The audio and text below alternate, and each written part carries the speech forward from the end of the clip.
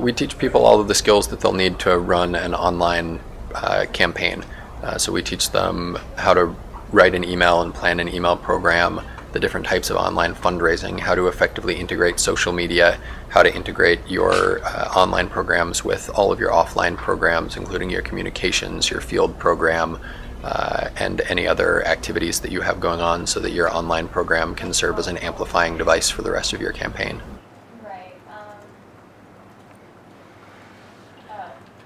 I think the biggest changes are the professionalization of social media.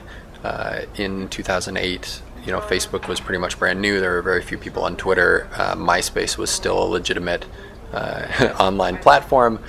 Today, Facebook would be the fourth largest country in the world if it was a country. Twitter is in most people's back pocket. And beyond just the degree to which social media has grown, where it is has also changed. Smartphones were brand new. The iPhone 1 was brand new in 2008. Today, virtually everyone carries a smartphone, and that just means that you can reach people more regularly and everywhere that they go. So people are rarely disconnected from the online world.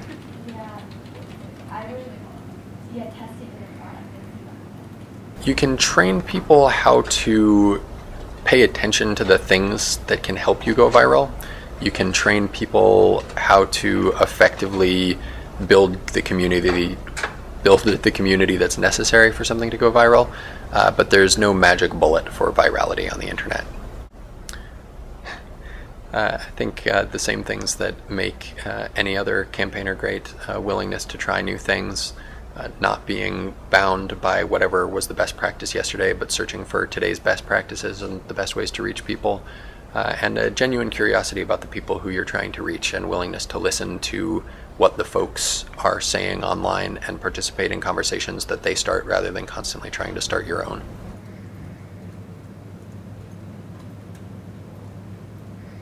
The biggest advances that we're seeing in 2012 are the integration of different and disparate types of data into single databases by campaigns, so that campaigns can better match supporters' activity across different types of actions, whether that's their donating history to their voting history, or both of those to their history of interacting with your campaign's different online platforms, to create a more complete picture of individual voters, which also then allows you to make better predictions about how similar voters will behave.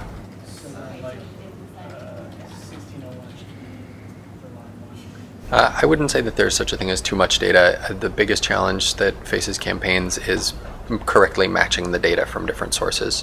And some of the common problems that you'll see are, for example, if you have John Sr. and John Jr. living at the same address, it's very easy to mismatch John Sr.'s consumer history with John Jr.'s voting record, and you start to paint a very difficult to reconcile picture of an individual.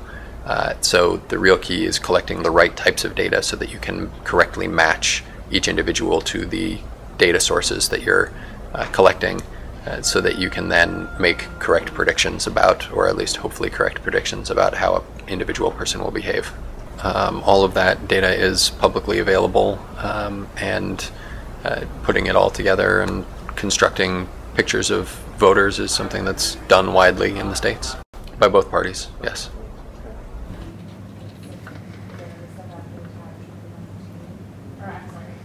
I think the largest area to grow that no one's quite figured out yet in American politics is how to use smartphone technology to really engage people, how to create a smartphone app that gives individuals enough of an added bonus that they're incentivized to download it and to use it, but that also gives you a way to communicate with them and to mobilize them for your campaign. I think by 2016 somebody will probably crack that code. Hopefully by then smartphone technology will not have been superseded by some other new technology.